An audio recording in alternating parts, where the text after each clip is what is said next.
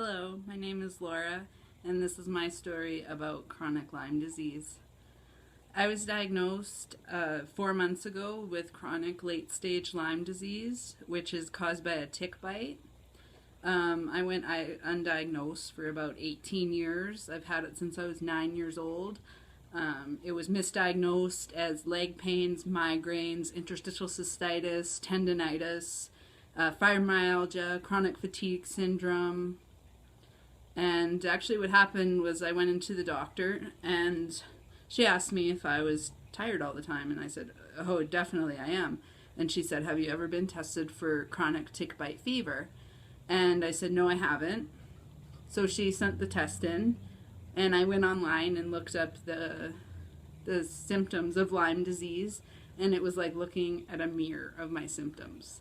So I went back in. Both tests come back negative. But the thing is with Lyme disease is you usually have to diagnose it clinically, which means by symptoms alone, because the tests are inaccurate 60% of the time. So my doctor said, do you want to start on antibiotics and see how you do? And the first week I had an intense energy. I knew I was feeling better. And so I was doing intramuscular shots of antibiotic, which was 10 milliliters twice a day. So it was a lot of fluid and it was very painful. I started to notice that my interstitial cystitis, which is an incurable bladder disease, was completely gone after about 2 months of the antibiotic. It was not without struggle, though, as when you kill the bacteria for when you have Lyme disease, it causes a Herxheimer reaction, and so that causes you to get about 3 times worse than you were before. Any and all symptoms can get worse, and it's pretty tough. The treatment pretty much messes with your head, as you don't get better right away. You actually get worse because of the Herxheimer reaction, because of the bacteria dying off in your system. They release like a toxic chemical, which makes you feel a lot worse. So that was pretty tough. I was on the shots for about 4 months when my muscle was just getting to the point where it was hurting so bad that it was just torture to get the shot in the same muscle constantly. You can only use one muscle as it's just so much fluid. And so I was on 3 grams of antibiotics a day in the intramuscular antibiotic shot. And so then I started just having really bad pain with the shots. So my doctor suggested that I go on doxycycline pills just for short term until I could get my muscle to heal enough where I could do the shots again. So that's where I'm at now. I did do a raindrop massage and found that I got a lot worse. I don't think it's good to mix the antibiotic with that kind of treatment, as it just causes such a Herxheimer reaction that you're overloading your system with these toxins, and it's not good. So I'm just going to stick with the antibiotic pill for now and go back on the shots. I struggle every day. Every day is a fight. It's really hard, but I refuse to take narcotics. I was on morphine for a couple years, and it stole my soul.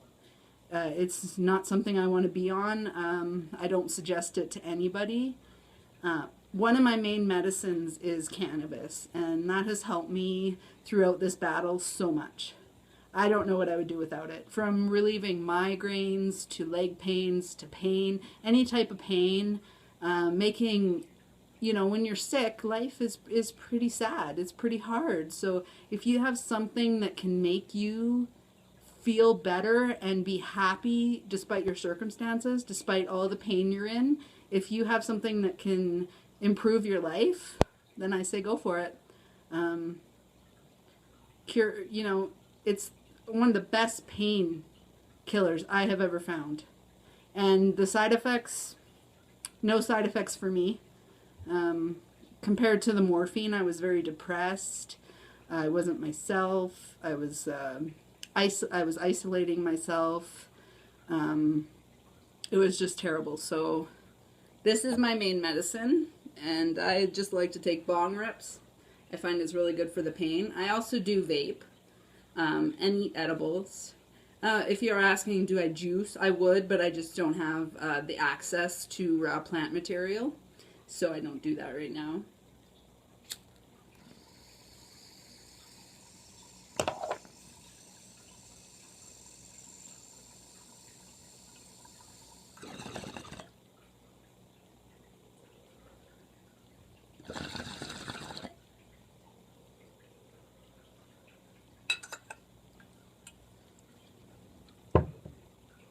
So my first symptoms when I was diagnosed were leg pains and migraines, and passed off as growing pains and migraines.